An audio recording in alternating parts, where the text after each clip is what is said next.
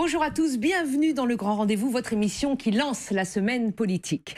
Il se présente comme un serial entrepreneur. Il a commencé dans la téléphonie, il dirige aujourd'hui un fonds d'investissement et fait désormais dans l'huile d'olive haut de gamme, le fondant baulois et le bonnet de bain connecté. Élu patron des patrons au début de l'été, il se fait le chantre de la nouvelle économie. Il mise sur la révolution technologique. Moderne et libéral, forcément libéral, incarne-t-il pour autant un MEDEF nouveau monde qui aurait terrassé l'ancien? Un nouveau visage donc pour le patronat français, mais porte-t-il un nouveau discours? Bonjour Geoffroy Roux de Bézieux. Bonjour. Merci d'avoir accepté l'invitation du Grand Rendez-vous. Je le disais, vous avez été élu président du MEDEF, c'était le 3 juillet dernier. Vous avez défendu pendant votre campagne un MEDEF de proposition. On va donc en parler et puis nous allons évidemment aborder avec vous les grands sujets d'actualité. On va sûrement commencer par ça. Pour vous interroger, Nicolas Barré, le directeur de la rédaction des Échos. Bonjour Nicolas. Bonjour Hélène, bonjour à tous. Et Damien Fleureau, le chef du service politique de CNews. Damien qui vous pose la première question. Bonjour Geoffroy Roux de Bézieux. Une question de diplomatie et d'économie. Bruno Le Maire qui annonce qu'il ne se rendra pas la semaine prochaine au sommet économique saoudien en raison de l'assassinat atroce du journaliste Jamal Khashoggi qui critiquait le pouvoir. D'un autre côté, la France annonce qu'il n'y a pas de remise en cause du partenariat stratégique entre Paris et Riyad. Qu'est-ce que cela veut dire? Nos entreprises françaises ont trop gros à perdre? D'abord, sur l'éthique de Bruno Le Maire, nous on a fait la même chose. Il y avait une délégation du MEDEF international qui devait se rendre au Davos du désert. Et évidemment, on est solidaire et cohérent avec la politique de notre pays.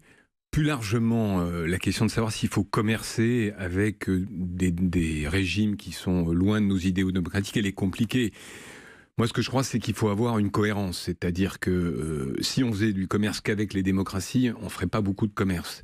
Mais il faut faire du commerce en défendant nos valeurs, d'une part, et d'autre part en étant cohérent. Mais où est-ce qu'on pose les limites? Les limites, c'est simple. Se fixe? Alors, les limites, c'est à la politique de la poser. Ce sont eux qui ont été élus démocratiquement. C'est à eux de décider. Et quelle que soit la décision, d'ailleurs, on doit être cohérent avec les décisions de nos pays. Mais il y a deux choses qu'il ne faut pas faire, me semble-t-il. La première, c'est avoir deux poids, deux mesures. C'est-à-dire sanctionner la Russie qui, semble-t-il, a tué un opposant en Angleterre et ne pas sanctionner d'autres pays. Et puis la deuxième chose, c'est que ça doit être décidé par nos gouvernants. Et une des choses, l'occasion de le dire, qui, moi, m'a beaucoup choqué et ne me paraît pas acceptable, c'est que ce soit un autre pays, en l'occurrence les États-Unis, qui décide si oui ou non on peut faire du commerce avec l'Iran, quels que soient les torts du gouvernement iranien. Mais là, Nicolas Barré. Sur l'Arabie Saoudite et la Russie, vous l'évoquez, il y a effectivement deux poids, deux mesures. Donc, est-ce que ça veut dire que il faut cesser, par exemple, de sanctionner la Russie, puisqu'on ne sanctionne pas l'Arabie Saoudite? Mais vous savez que les sanctions sur la Russie, c'est pas l'Europe qui les a prises, c'est les États-Unis. Et donc, je pense avoir répondu, c'est-à-dire je considère que c'est au gouvernement élu démocratiquement en France ou en Europe de décider si oui ou non on peut faire du commerce avec la Russie. Après, le degré, j'allais dire, de dictature, le degré de non-respect de nos valeurs, des droits de l'homme, qui fait qu'on arrête de faire du commerce, c'est évidemment une question un peu difficile. Mais ce n'est pas au président du MEDEF de le décider, c'est un gouvernement démocratiquement élu de le faire. Mais sur la Russie, on a expulsé des diplomates russes. Tous les pays occidentaux ont expulsé des diplomates russes. Pourquoi est-ce qu'il ne se produit pas la même chose à l'égard de l'Arabie Saoudite? Est-ce que ça vous choque, ce deux poids deux mesures? Posez la question à Jean-Yves Le Drian, ou au Premier ministre, ou au Président de la République. Après, je peux vous répondre en tant que citoyen, mais ce n'est pas en tant que citoyen que vous m'avez fait venir. Ça vous choque? En tant que citoyen, je crois vraiment que deux poids deux mesures, c'est inacceptable. Ne serait-ce que pour imaginer de faire progresser ces pays. Parce que une chose qu'on a toujours dit, c'est le doux commerce de Montesquieu. On a toujours dit que plus on fait d'échanges commerciaux, plus les valeurs démocratiques, les valeurs qu'on défend, vont pouvoir progresser. Mais il faut vraiment que vis-à-vis des populations de ces pays-là, on ne dise pas, non, vous êtes bon, vous êtes méchant. On n'a pas Mais très clairement, est-ce que c'est pas en raison de l'ampleur, en gros, de l'argent de l'Arabie Saoudite, qui en plus, avec le prince Mohammed Ben Salman, a des projets d'envergure de 500 millions de dollars, 500 milliards de dollars. Est-ce que c'est pas ça le deux poids deux mesures? Si vous cherchez à me faire dire que l'intérêt économique pèse dans les décisions des gouvernements, évidemment, mais je crois qu'il faut essayer de le balancer avec le respect de nos valeurs, j'allais dire le sujet long terme. Je vais élargir le débat. La démocratie recule dans le monde. Contrairement à ce qu'on pouvait croire il y a 20 ans, il y a 20 ans, si vous remettez à cette époque où on prédisait la fin de l'histoire, on se disait finalement tout le monde va aller dans le libre-échange, tout le monde va aller vers l'économie de marché. Et tout le monde va aller vers la démocratie. Il semble que ça recule. Et c'est le moment où on doit être fier de nos valeurs, mais aussi, sans arrogance, sans essayer de donner des leçons, être capable de faire l'arbitrage entre le commerce, la rentabilité court terme, l'intérêt de nos économies et ce qu'on essaye de défendre en tant que Français, surtout en tant qu'Européens. Alors, autre sujet d'actualité cette semaine, Geoffroy Roux de Bézieux, vous avez perdu un de vos interlocuteurs. C'est le numéro 1 de Force ouvrière, Pascal Pavageau, qui a démissionné à la suite du scandale dit du fichage, du fichier. Laurent Berger, le secrétaire général de la CFDT, a déclaré que cette affaire faisait mal au syndicalisme et à tous les syndicats. Est-ce que vous pensez la même chose? Est-ce que ça fait mal à l'image de tous les partenaires sociaux dont vous faites évidemment partie?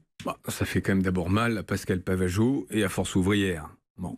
Maintenant, c'est vrai que les partenaires sociaux, d'ailleurs ce mot fleurbon un peu le XXe siècle... Vous avez une autre définition? Moi, j'ai envie de dire les représentants. Vous savez, il y a un mot en allemand que j'aime bien, c'est, alors je suis désolé, je vais faire du germanisme, mais Arbeitnehmer, Arbeitgeber. C'est les preneurs de travail et les donneurs de travail. C'est ça le sujet, hein. C'est comment ce qu'on fait ensemble pour trouver une manière de créer la prospérité dans ce pays. L'ensemble des interlocuteurs est assez ringardisé. Quand on regarde les sondages d'opinion, il y a une désyndicalisation très forte. En réalité, le syndicalisme français, c'est le syndicalisme de la fonction publique essentiellement. Peut-être pas pour la CFDT, mais pour les autres. Et je le dis ici, mais je le dis, ça a été très net dans la campagne, les organisations patronales ont, d'une manière un peu différente, le même syndrome. Donc il y a une obligation de réforme très forte, de modernisation, de se mettre en phase avec l'attente de nos entreprises d'un côté et des salariés de l'autre. Et l'affaire Pavageau ou l'affaire FO, je ne sais pas comment il faut l'appeler, c'est un coup de canif de plus dans une image extrêmement détériorée. Vous craignez un durcissement dans les discussions à venir? On va en reparler sur les réformes là, qui sont sur la table. J'espère l'inverse. J'espère que pour les élus de Force ouvrière, ça peut être j'allais dire un signal fort que s'il n'y a pas de réforme, s'il n'y a pas une autre manière de choisir leur secrétaire général, puisque ce n'est pas un président, il y a une forme de ringardisation. Je fais une petite parenthèse d'ailleurs pour dire que le MEDEF, qui a certainement des défauts, a un processus électoral qui est transparent, qui est démocratique. Il y avait 9 candidats qui se sont présentés. On peut se présenter en étant juste adhérent du MEDEF et 50 signatures de parrainage qui sont non exclusives. Et cette élection a donné lieu à des débats, à une vraie démocratie. Vous êtes un modèle pour les... Je ne dis pas qu'on est un modèle, mais je dis qu'on est certainement plus avancé en démocratie interne que d'autres qui cooptent. On ne sait pas très bien comment, ça a été le cas de Pascal Pavageau. Si vous voulez, quand je lis dans la presse que c'est l'alliance entre les trotskistes, les anarchistes contre les réformistes ou l'inverse, ça se fleure bon quand même, excusez-moi, l'ancien monde. Et surtout, ça fleure pas bon la transparence, la démocratie. Damien Fleureau. Un autre commentaire sur l'actualité, l'affaire Mélenchon, qui cette semaine a défrayé la chronique. On a vu le leader de la France Insoumise s'en prendre tour à tour à la police, à la justice, à Emmanuel Macron, bien entendu. Un commentaire sur ce comportement, le comportement des élus. Est-ce qu'ils doivent être exemplaires, plus exemplaires que les citoyens, ou toute personnalité publique d'ailleurs? Qu'est-ce que vous voulez que je vous dise? Quelqu'un qui soutient Chavez et Maduro, qui soutient une dictature, montre son vrai visage.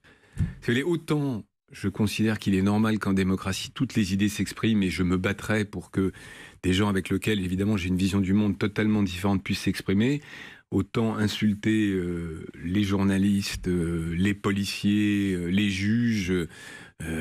quand on prétend être président de la République, c'est terrible. Je pense qu'il s'est totalement disqualifié. Vous considérez que Jean-Luc Mélenchon est sorti du champ de la démocratie ?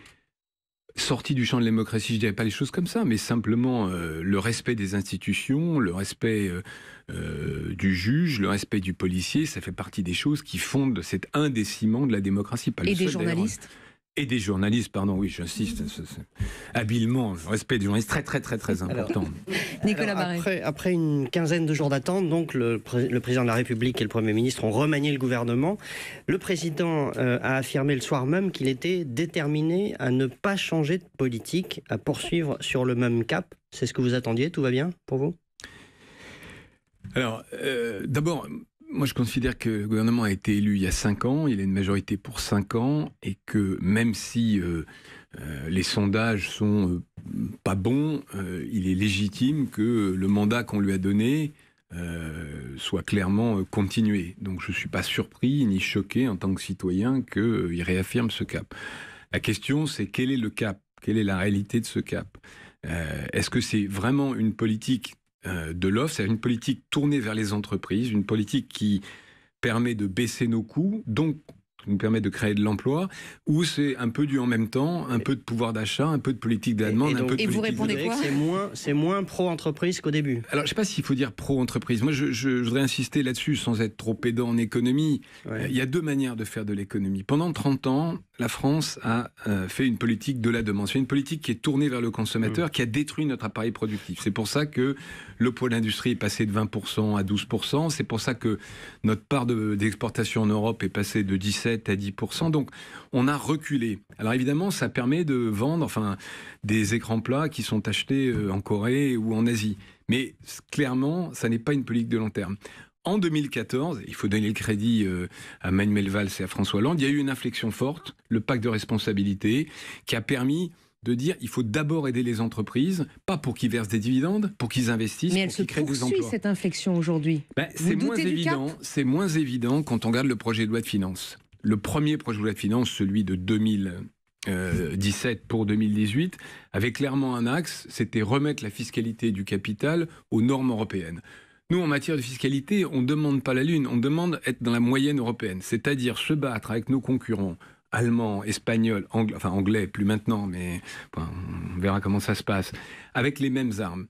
Et là, c'est moins évident, puisque on a certes l'effet que le gouvernement met en avant du doublement, de l'année double du CICE, c'est-à-dire le passage du CICE en baisse de charge, mais c'est un effet d'une année. Mais sur la fiscalité, on voit des signaux contradictoires avec des hausses, des baisses. Donc on a du mal à voir ce cap. Et donc, pour répondre à votre question, oui, le cap doit être maintenu, mais c'est un cap qui doit être une politique tournée vers les entreprises et tournée vers la compétitivité des entreprises. Le président du MEDEF, Geoffroy Roux de Bézieux, est l'invité du grand rendez-vous. Comment le nouveau patron des patrons aborde-t-il les réformes mises sur la table par le gouvernement? On en parle dans un instant. Le président du MEDEF, Geoffroy Roux de Bézieux, est l'invité du grand rendez-vous. La situation économique de la France, les réformes à venir, Nicolas Barré. Oui, d'abord, Geoffroy Roux de Bézieux, quel diagnostic portez-vous tout simplement sur l'état de l'économie française? Au premier semestre, la croissance n'était pas franchement flambante, plus 0,2% à chacun des deux premiers trimestres. Elle s'est un peu reprise depuis, mais comment est-ce que vous voyez l'année qui vient? Que vous disent les entreprises? Qu'est-ce qui remonte du terrain? Alors, ce qui remonte du terrain, c'est d'abord globalement un état de confiance. J'ai dit tout à l'heure que la politique du gouvernement était un peu difficile à lire, mais malgré tout, la première année a été une année plutôt pro-entreprise avec des mesures favorables. Et donc, par rapport à une époque où on alternait le zig et le zag, on est quand même dans un moment où les chefs ont plutôt confiance. Les enquêtes de morale, vous les connaissez, les enquêtes d'opinion sont plutôt bonnes. Le problème numéro aujourd'hui, c'est embaucher. Je sors de campagne électorale, j'ai vu, près de 1000 patrons, quelle que soit la taille, quel que soit le secteur, il y a des problèmes d'embauche. Et il y a des emplois qui sont non pourvus. Et c'est une accusation contre personne. C'est le problème numéro un. Et l'autre problème, c'est quand même les nuages qui s'accumulent de manière internationale. C'est vrai qu'entre le Brexit d'un côté, les sujets internationaux, il y a des inquiétudes sur la croissance, mais là, la croissance internationale. Damien Fleureau. Bruno Le Maire, à ce micro, il y a 15 jours, disait « Les entreprises peuvent faire mieux pour améliorer justement la situation en matière d'emploi, compte tenu des réformes engagées par l'actuel gouvernement, notamment depuis qu'ils sont au pouvoir. » Que lui répondez-vous ? Les entreprises peuvent toujours faire mieux, et le gouvernement aussi. Bon. Est-ce que, parce que c'est la fameuse petite musique qu'on entend sur les entreprises ne jouent pas le jeu. Je donne un chiffre très simple. Si on prend 2013-2017, il y a eu cet effort de 20 milliards d'euros de baisse de charges pour les entreprises. Qu'est-ce qu'on en a fait collectivement? C'est simple, c'est moitié de l'investissement, à peu près 45 milliards d'euros, moitié des augmentations de salaire. Donc oui, les entreprises ont joué le jeu, et d'ailleurs, sur cette période, 4 ans, 777 000 créations d'emplois. Donc elles ont joué le jeu. Le problème, c'est quoi? C'est qu'on arrive au mur. On est le seul pays qui, quand la croissance est à 2,3%, c'était le cas en 2017, ne fait pas baisser le chômage aussi vite qu'il devrait. Les emplois non pourvus. Alors, mais alors pourquoi? C'est un problème de formation, c'est plus compliqué que ça. D'adéquation de la formation. Rentrons dans le sujet le plus intéressant. Pourquoi la France ne crée pas assez d'emplois, ou du moins pourquoi le chômage ne baisse pas? Il y a un sujet que vous connaissez tous, qui est la démographie, et qui fait une vraie différence avec l'Allemagne, avec l'Espagne, avec l'Italie. Après, quand on regarde bien le chômage est très différent par géographie. Aujourd'hui, dans les métropoles, si vous êtes bien formé, si vous avez un bon niveau d'études, le chômage, c'est 3-4%, c'est-à-dire le chômage frictionnel. Quand vous êtes dans des métiers en tension, c'est pareil. Et puis, il y a des villes moyennes, des territoires ruraux, qui souffrent énormément. Donc, on est arrivé au moment où l'équipe de France montre ses faiblesses et ses faiblesses de structure.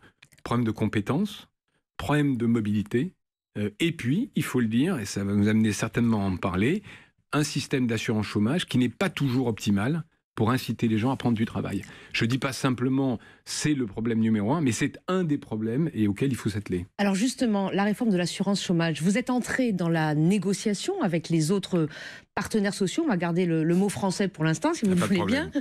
Et il y a un sujet pour le patronat, c'est les CDD, les contrats courts. Le gouvernement dit on veut un système de bonus-malus parce que ce n'est pas normal que des chefs d'entreprise mettent toujours les mêmes au chômage. Et vous dites pas question. Pourquoi est-ce que c'est une ligne rouge pour vous, ce sujet-là ? Alors, qu'est-ce que ce bonus-malus que veut mettre en place éventuellement le gouvernement ? Parce que c'est une idée qui est ancienne, qui est poussée par des économistes et qui dit en gros, on va récompenser les entreprises qui font des bons contrats et pénaliser celles qui font des contrats courts. Ce qu'il faut comprendre, c'est que tous les économistes qui recommandent cette solution la recommandent avec un système de contrat unique. Et nous, on a une dualité bien connue du marché du travail qui est un CDD qui est très très flexible, qui permet de mettre fin à un contrat de travail sans motif, et à l'inverse, un CDI qui est très compliqué, avec beaucoup de juridictions, un système prud'homal compliqué derrière. Qui a néanmoins changé depuis la réforme du Code du travail. Et d'ailleurs, il est en train de changer à tel point que sur les 4 derniers trimestres, la part des embauches en CDI est en train d'augmenter. Ce qui veut dire d'ailleurs qu'on a réussi à infléchir le système. Mais là où le système bonus-malus inventé par le gouvernement est terrible, c'est que ce n'est pas les CDD qui sont taxés. Comment ça marche ? Vous prenez un secteur, la restauration par exemple, et vous dites, il y a le taux moyen d'inscription à Pôle emploi de ce secteur, c'est 10%. Si vous êtes au-dessus, je vous taxe. Si vous êtes en dessous, je ne vous taxe pas. Alors je vais vous donner l'exemple concret. Vous êtes traiteur. Traiteur, par construction, vous avez des emplois qui durent un week-end, une semaine, une soirée. Donc vous passez votre temps à embaucher des gens et à les débaucher. Donc vous avez un taux élevé, vous allez payer plus. Et puis vous êtes restauration collective, donc a priori votre activité est plus stable. Et là vous avez un taux très bas, vous allez payer moins. Est-ce que c'est lié au comportement de l'entrepreneur ? Non. C'est lié à la nature de l'activité. Donc il n'y a pas de recours abusif. Vous ne voulez même pas entendre parler de recours abusif de certains ? Qu'il y ait des abus chez certaines entreprises, bien sûr, parce qu'il y a des abus chez certains salariés, parce qu'il y a des abus partout, parce qu'il y a toujours des gens malhonnêtes. Qu'est-ce qu'on a proposé ? De travailler dans les branches où il y a justement un taux élevé de CDD très courts répétitifs. Ces négociations, elles ont démarré au mois de mars. Elles vont se terminer le 31 décembre. Il y a déjà 2 branches qui ont signé, la propreté et la métallurgie. Laissez-nous travailler. Ce gouvernement dit d'un côté, je veux du dialogue social dans les branches, et de l'autre, quand on lance un dialogue social dans les branches, dit, non, j'ai décidé nationalement de ce qu'il faut faire. Ça me paraît absurde. Voilà pourquoi on est opposé à ce système. Vous disiez en commençant sur le chômage, on a un système d'indemnisation du chômage qui n'incite pas suffisamment à retrouver un emploi. Mais qu'est-ce que vous voulez dire exactement ? Vous pensez que le système est trop généreux à l'égard des chômeurs ? Il y a un certain nombre de paramètres qui ne fonctionnent pas. Alors, il y a un système qui commence à être bien connu, sur lequel beaucoup de gens ont travaillé, qui s'appelle surnommé la permittance. Expliquez bien, effectivement. Oui, alors c'est un peu technique, mais dans certains cas, il vaut mieux alterner des périodes courtes de travail en CDD que d'avoir un CDD long ou un CDI, parce que la somme de ce que vous gagnez en travaillant et de ce dont vous êtes indemnisé par le chômage est supérieure en termes de revenus nets à ce que vous touchez en travaillant. Ça, c'est des paramètres qu'il faut évidemment bouger. Il y a d'ailleurs plutôt un accord côté syndical, en côté les syndicats réformistes, parce que c'est moralement inacceptable et socialement inefficace. Après, c'est vrai, on a un système qui n'est pas paramétré en fonction du taux de chômage. Et je pense que quand il y a de la demande comme aujourd'hui, on doit regarder tous les paramètres. C'est-à-dire que plus il y a de chômage, et il y aurait je ne comprends pas votre raisonnement, plus il y a de chômage, moins on doit indemniser. Plus il est facile de trouver un emploi, plus il est logique de se poser la question de savoir si on doit indemniser aussi longtemps les demandeurs d'emploi. Donc dégressivité pour tout le monde. Je n'ai pas dit ça, mais je sens que vous avez envie que je le dise. Ça y ressemble quand même. Non, je dis simplement, on a un système qui est unique dans le monde, qui indemnise de 24 à 36 mois, à un niveau très élevé de salaire, pour lequel les salariés ne cotisent plus depuis le 1er octobre et qui est en déficit structurel avec une dette de 35 milliards d'euros.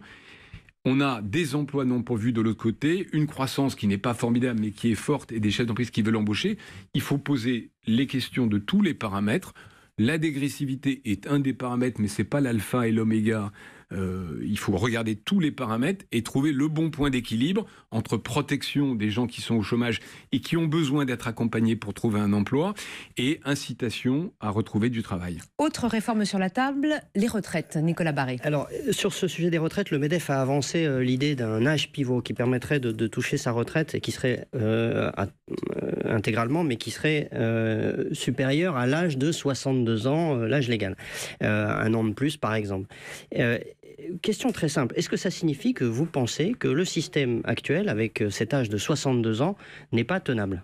Ce n'est pas le MEDEF qui a avancé l'âge pivot. Ce sont les partenaires sociaux qui ont signé un accord il y a maintenant 2 ans ou 3 ans, 2015, pour les retraites complémentaires, où ils ont instauré, il faut expliquer ce que c'est que l'âge pivot, une décote de 10%, c'est-à-dire qu'on touche sa retraite à 62 ans, mais on la touche à 90%, pour inciter les salariés à travailler un an de plus. Oui, pour l'instant, ça ne concerne que les retraites complémentaires, on est d'accord. Ça ne concerne que les retraites complémentaires, mais comme elles vont être intégrées au régime général dans la réforme, de toute façon, il va bien falloir se poser la question. Nous, simplement, ce qu'on dit, c'est que c'est une réforme pour 40 ans. 40 ans, c'est long. Dans les 40 prochaines années, le rapport entre les actifs qui travaillent et les retraités qui touchent les retraites, on n'est pas sûr qu'il reste le même. Et donc, il faut mettre en place un système de pilotage qui peut être l'âge pivot, qui peut être un autre système, pour que si le déséquilibre entre les uns et les autres, parce que l'espérance de vie s'allonge, et évidemment, elle ne peut pas s'allonger éternellement, mais aujourd'hui, elle s'allonge. Donc, si ce déséquilibre se manifeste, on puisse corriger. Ce qu'on ne veut pas, nous, au fond, pour le dire autrement, c'est qu'on fasse cette réforme et que dans 3 ans, le gouvernement suivant, le même, si Emmanuel Macron se succède à lui-même, soit obligé de recommencer. On veut un système qui soit un système de pilotage, qui soit indiscutable, lié à l'espérance de vie. Parce que l'espérance de vie, c'est une donnée factuelle. Mais ça veut dire que le gouvernement, quand il dit on ne touchera pas à l'âge de 62 ans, il ne dit pas la vérité. Non, je ne dis pas qu'il ne dit pas la vérité, je dis... Mais non, mais l'âge légal de la retraite, c'est 62 ans. Je ne sais pas si ça durera 40 ans, mais en tout cas, pour les prochaines années, ça sera 62 ans. Maintenant, s'il y a moins d'actifs qui travaillent, ou s'il y a plus d'actifs qui travaillent, ça a des conséquences financières indiscutables sur le régime qu'il faut prendre en compte. Mais vous savez, Nicolas Barré, l'espérance de vie, elle peut aller dans les deux sens. Vous avez vu qu'aux États-Unis, c'est d'ailleurs tragique, l'espérance de vie recule. Je ne le souhaite pas pour notre pays. C'est d'ailleurs une des grosses différences entre le modèle américain et le modèle français. Donc, ne pas prendre en compte l'espérance de vie dans un régime de retraite me paraît très dangereux. Et j'ajoute une dernière chose. Tous les sondages d'opinion vous montrent que les moins de 40 ans croient qu'ils n'auront pas de retraite. C'est très, très spectaculaire. Vous demandez à quelqu'un de 25 ans, est-ce que vous pensez toucher une retraite ? Il dit non, à 75%. Donc, il faut donner confiance dans ce régime. Il faut que cette réforme, ça soit... J'allais dire la der des der, c'est pas une bonne expression, mais la mère de toutes les réformes. Si on ne prend pas en compte l'espérance de vie comme facteur de pilotage, les Français et les jeunes Français ne croiront pas à cette réforme. Geoffroy Roux de Bézieux, président du MEDEF et l'invité du Grand Rendez-vous. MEDEF de proposition, avez-vous dit pendant votre campagne. On en parle dans un instant. À tout de suite.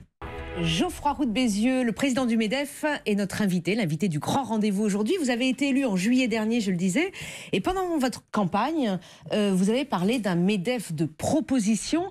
Qu'est-ce qui a changé depuis que vous êtes là? Qu'est-ce que ça veut dire, un MEDEF de proposition? Est-ce que vous êtes le nouveau monde, Geoffroy Roux de Bézieux? Le nouveau monde, je n'aurais pas cette prétention. Qu'est-ce qui a changé? Déjà, le président du MEDEF a changé, composition du conseil exécutif a changé, toutes les commissions ont changé, elles sont paritaires, ce qui est une grosse nouveauté au MEDEF. On va en reparler parce qu'il y a encore un peu de chemin, non? On a encore du boulot, je vous l'accorde très volontiers. Pour répondre sur les propositions, le bon exemple, c'est l'assurance chômage. On a d'une part effectivement donné nos lignes rouges, mais on fait des propositions. Notamment, on n'en a pas parlé sur l'architecture du système en disant il faut maintenant séparer ce qui est solidarité de ce qui est assurantiel. On a fait des propositions sur l'assurance maladie, on a fait des propositions sur l'Europe. Donc l'idée, si vous voulez, c'est de sortir effectivement d'une période où, mais pour des bonnes raisons, on était tout le temps dans le combat, dans l'opposition, pour faire des propositions, essayer de les expliquer à l'opinion, parce qu'évidemment, on a nos adhérents. Donc moins dogmatique, c'est ça que vous dites? Je ne sais pas si je dirais dogmatique, mais plus pédagogique en tout cas. Nous, si vous voulez, on est en démocratie, on a besoin que l'écosystème qui nous entoure, fiscal, social, nous soit favorable, mais si on a l'opinion contre nous, on aura les politiques contre nous. Et c'est vrai que l'économie, c'est pas toujours facile à expliquer. Quand vous dites aux Français, comme on parlait tout à l'heure, l'âge pivot, c'est quoi l'âge pivot? Est-ce que je vais travailler jusqu'à la fin de mes jours? Parce qu'elle peut vous disait c'est la retraite sans fin, enfin le travail sans fin, pardon. À nous d'être pédagogues, d'être factuels, de dire la vérité, parfois une vérité qui n'est pas toujours facile à entendre, mais d'être en capacité de convaincre l'opinion. Mais baisse des charges sociales, c'est un discours que vous continuez à tenir, ça n'a pas changé. Mais on peut le dire différemment. On peut le dire, comme j'ai essayé de le dire tout à l'heure, les Français sont tous amateurs de sport, ils savent que pour être en compétition, il faut courir avec les mêmes moyens. Courir avec les mêmes moyens que l'Allemagne, les Français comprennent que l'Allemagne, c'est pas un pays avec des services publics qui fonctionnent pas, c'est un pays qui a à peu près les mêmes valeurs que nous, et donc avoir le même poids de charge sociale que l'Allemagne, je pense que c'est plus entendable que d'être dans une posture en permanence de revendications négatives. Nicolas Barré. Alors, le budget est discuté en ce moment à l'Assemblée. Il y a beaucoup de sujets qui concernent directement les entreprises. Par exemple, la taxation des plus-values de cession à l'intérieur d'un même groupe. Enfin, c'est un peu technique. C'est très technique, oui. Sujets sur la taxation des brevets. Bon. Et pourtant, on vous entend peu là-dessus, à la différence de votre prédécesseur qui montait facilement au créneau. C'est ça aussi le nouveau MEDEF, c'est-à-dire on joue la discrétion? Non, c'est pas. Si je viens aujourd'hui, c'est pas pour jouer la discrétion. Non, mais d'abord, on ne peut pas être sur tous les sujets publiquement. Il y a un moment où on perd en audibilité. Mais les sujets que vous évoquez, c'est des sujets extrêmement techniques. La taxation des brevets, je suis pas sûr que ça passionne les Français un dimanche matin sur Europe. Et pourtant, c'est l'avenir de notre économie qui se joue. Et là, vous avez un peu perdu, là. Écoutez, je ne suis pas encore sûr qu'on ait perdu parce qu'on mène la bataille. C'est quoi en 10 secondes? Vous avez les États-Unis qui sont en train de rendre les brevets localisés aux États-Unis quasiment pas taxés, et la France qui essaie d'être le bon élève de l'OCDE, qui, elle, se met à un niveau de taxation qui fait qu'on n'aura plus intérêt à déposer un brevet en France. Alors ça paraît très lointain pour un Français qui se réveille le dimanche matin, mais c'est toute la recherche qu'il y a derrière. Et dans une économie du XXIe siècle qui est l'économie de la connaissance, c'est très important. Donc cette bataille, on la mène auprès des parlementaires, pas auprès de l'opinion, parce que c'est pas là où il faut la gagner. Damien Fleureau. Dans ce budget, toujours de 2019, donc les entreprises, elles sont quand même mises à contribution. On parle notamment du taux réduit de taxe sur les carburants dans certains secteurs, c'est terminé. Ou de l'augmentation du taux de versement de l'acompte de l'impôt sur les sociétés. Est-ce que vous n'avez pas un peu l'impression d'être trahi par ce gouvernement, justement, avec ce type de mesures? Non, je dirais pas trahi. On a besoin de cohérence et de stabilité. Une politique fiscale, c'est une politique qui ne change pas tous les ans. Donc ce budget ne l'est pas. En l'état, ce budget ne l'est pas. Et qui donne une direction. Un entrepreneur, il ne décide pas d'un investissement sur une mesure d'une année. Il regarde sur 5, 6, 7 ans. Donc une bonne mesure qui a été maintenue, et là il y a de la cohérence, c'est l'impôt sur les sociétés qui va baisser à la fin du quinquennat au niveau, encore une fois, de la moyenne européenne, 25%. On ne veut pas être un paradis fiscal en France, on veut avoir la moyenne européenne. Mais effectivement, les mesures que vous indiquez, sans rentrer dans les détails, sont des contre-signaux. Et c'est ça la difficulté qu'on a, c'est d'essayer de lire la cohérence de ce budget. On a l'impression qu'on est, pardonnez-moi le jeu de mots, un peu dans le en même temps. En même temps, je donne des signaux aux entreprises, mais en même temps, comme j'ai pas assez de recettes, comme j'ai pas baissé les dépenses publiques, je mets des taxes ça et là, plus petites, dont on espère que les entreprises ne les verront pas. C'est pas le cas. Le travail de lobbying auprès des parlementaires n'a pas fonctionné. Écoutez, je ne sais pas si le travail de lobbying n'a pas fonctionné. C'est le gouvernement qui décide quand même pour l'essentiel du PLF. On a fait valoir nos arguments. Après, vous avez un problème massif dans ce PLF, c'est que les dépenses publiques ne baissent pas. Quelle est la réalité? C'est que pourquoi est-ce qu'on a des impôts aussi élevés en France? Parce qu'on a une dépense publique qui est la plus élevée de toute l'OCDE et qu'on n'arrive pas à la baisser. Et là, soyons justes, ça fait 30 ans que ça dure. Le chiffre, il faut que tous les Français l'aient en tête, c'est 56% de la richesse nationale est dépensée dans les dépenses publiques. La moyenne européenne est à 45%.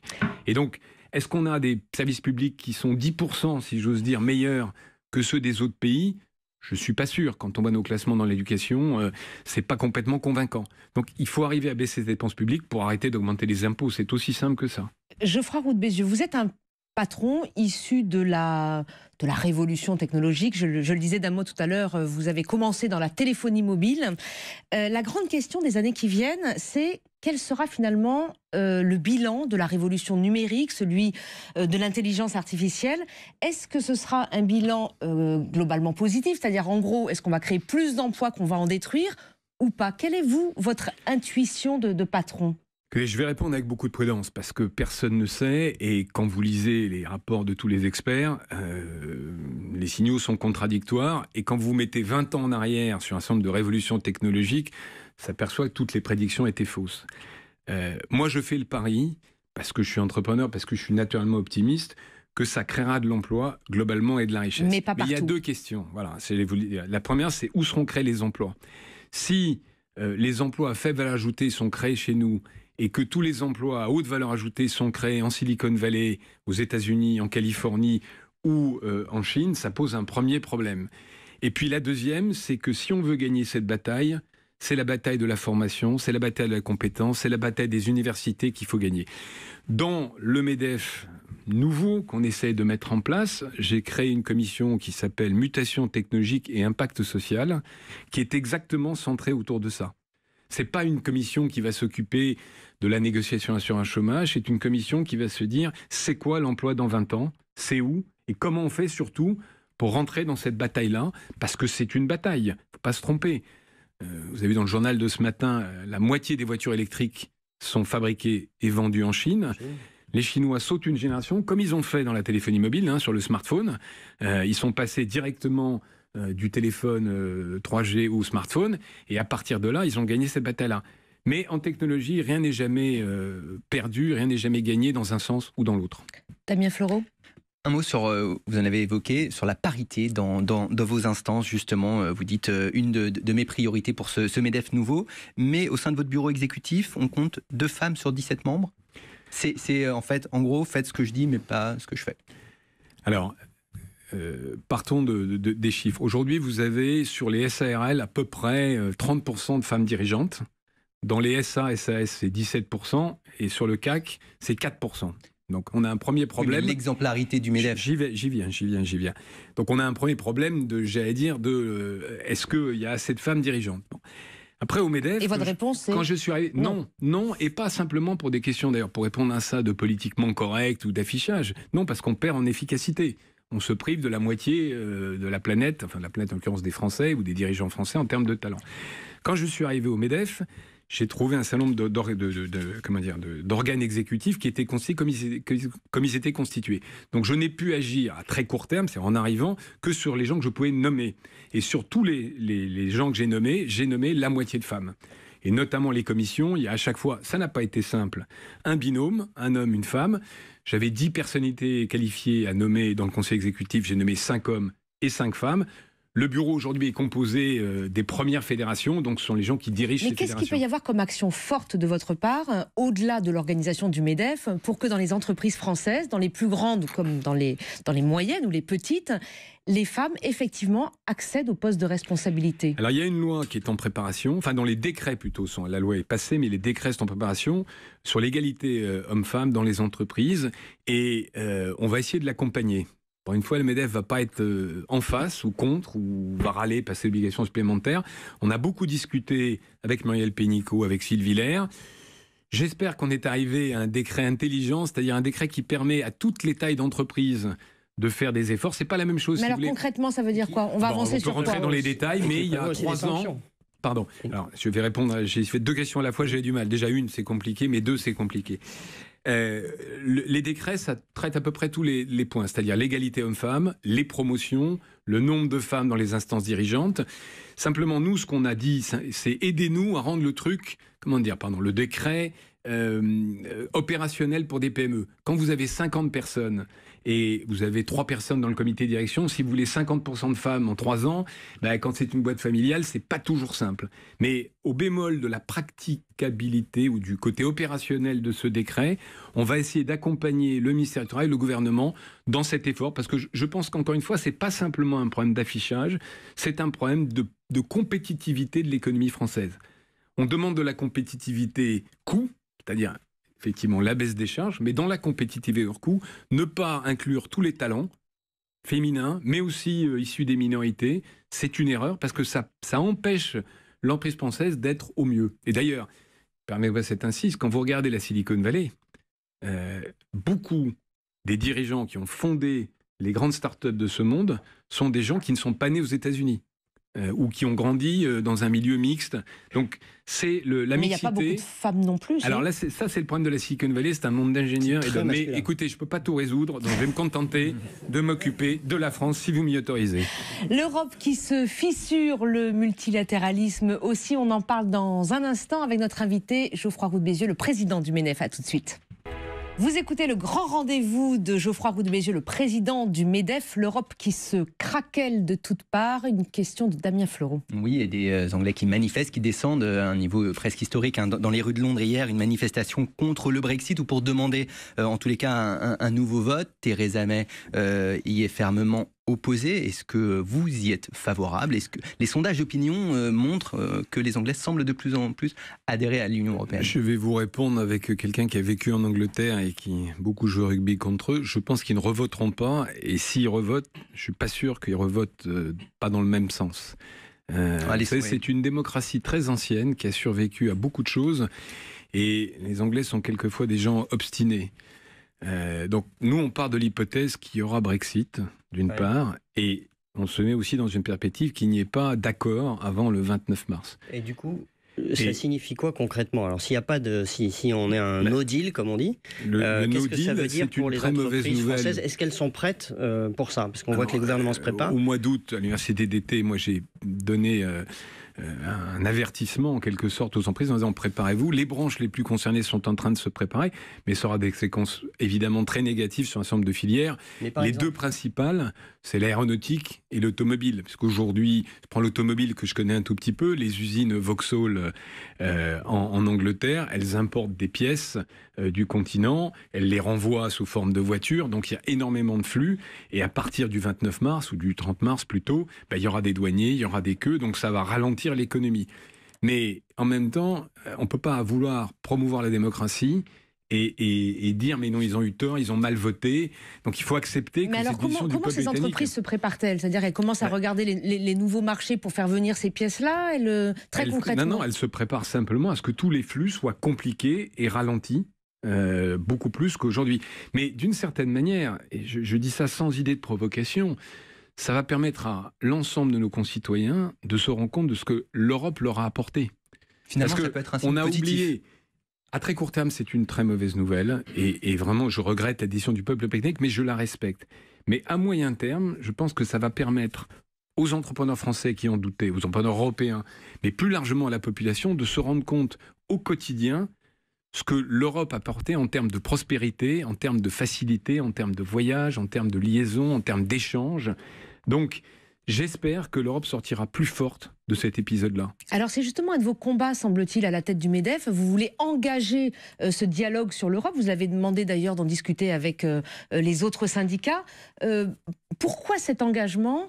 Et est-ce que vous êtes d'accord avec la position donnée par le président de la République qui dit aujourd'hui, on est dans ce clivage progressiste contre nationaliste. Il faut en gros choisir votre camp. Vous l'avez choisi? Non, je ne raisonne pas comme ça. Pourquoi je me suis engagé en l'Europe? Pourquoi est-ce qu'on va essayer de faire une campagne qui va s'appeler Merci l'Europe et qui est une campagne de témoignage de chefs d'entreprise ou de salariés pour montrer concrètement à quoi sert l'Europe? Parce que le multilatéralisme est mort. Je crois que ce qui se passe aux États-Unis, ce qui se passe en Chine, ce qui se passe en Arabie Saoudite, un certain nombre de pays, nous montre que la période de la mondialisation heureuse où plus le temps avançait, plus les échanges croissaient, tout ça dans un climat relativement apaisé est derrière nous. Et donc on est rentré dans une forme de guerre, peut-être pas, mais en tout cas de lutte de pouvoir entre les plaques tectoniques. Et la seule manière pour nous de rentrer dans cette compétition, elle est au niveau européen.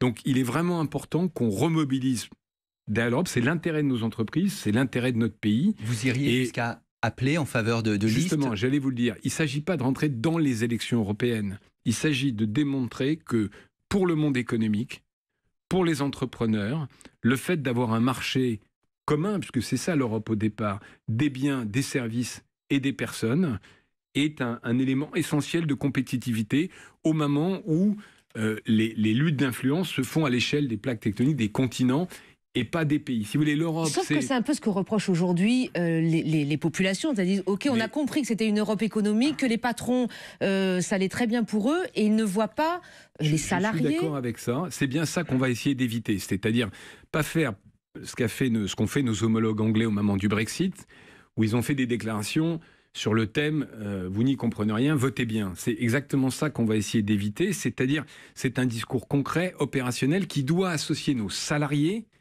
pour montrer qu'avec l'Europe, qui a plein de défauts, qui doit se réformer, qui doit s'améliorer, qui doit être plus proche des peuples, on est mieux que sans l'Europe. Et justement, alors sur l'Europe, vous plaidez pour une Europe plus puissante.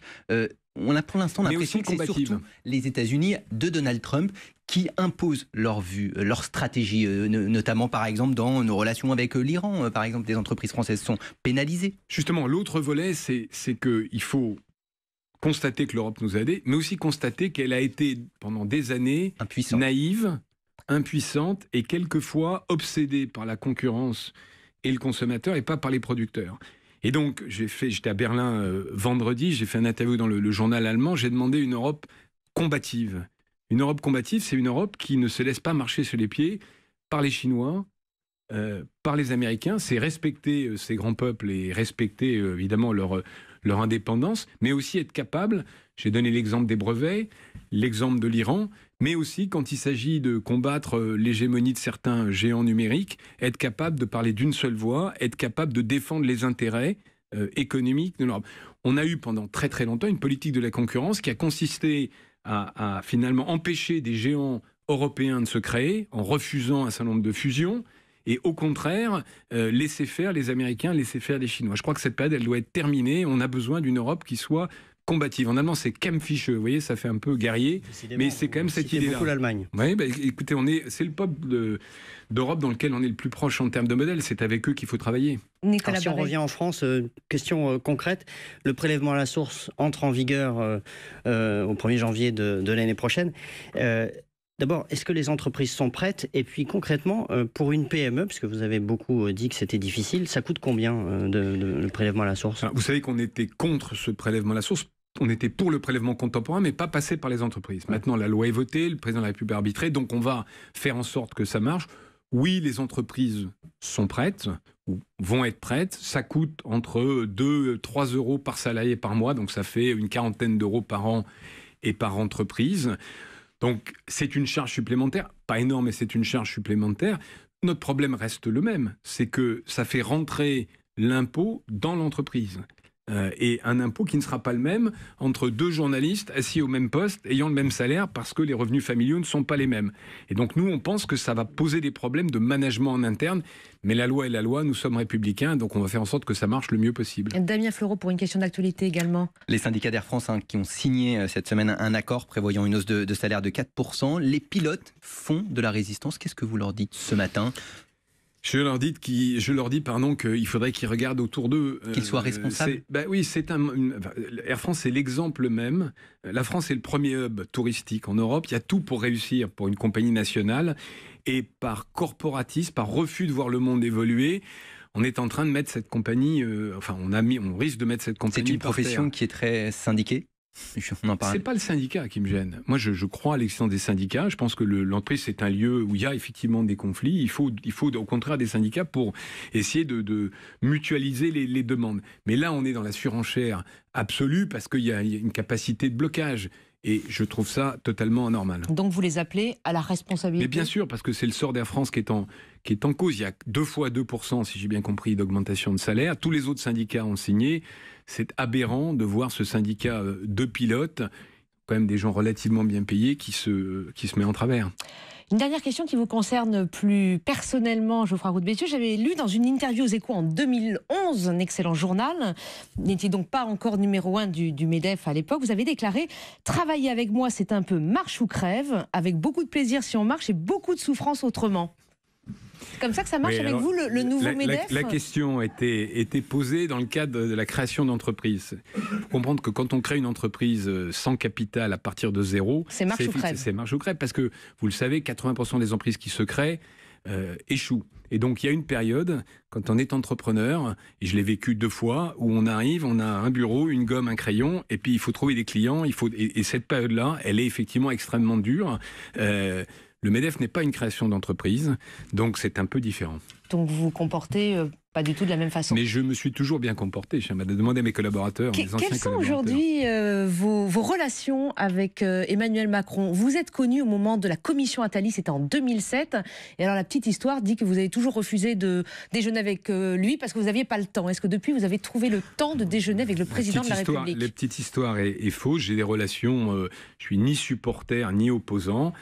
Moi je représente les entreprises de France, donc on juge sur pièce, si j'ose dire, c'est-à-dire quand les mesures sont favorables à l'entreprise, on essaye d'aider, c'est l'exemple que je donnais sur l'égalité homme-femme, puis quand c'est moins évident, on fait valoir nos arguments. Merci Geoffroy Roux de Bézieux d'avoir été l'invité du Grand Rendez-vous, une émission en partenariat avec CNews et Les Échos. Merci à vous tous de nous avoir suivis, on se retrouve la semaine prochaine à la même heure, très bonne semaine à tous.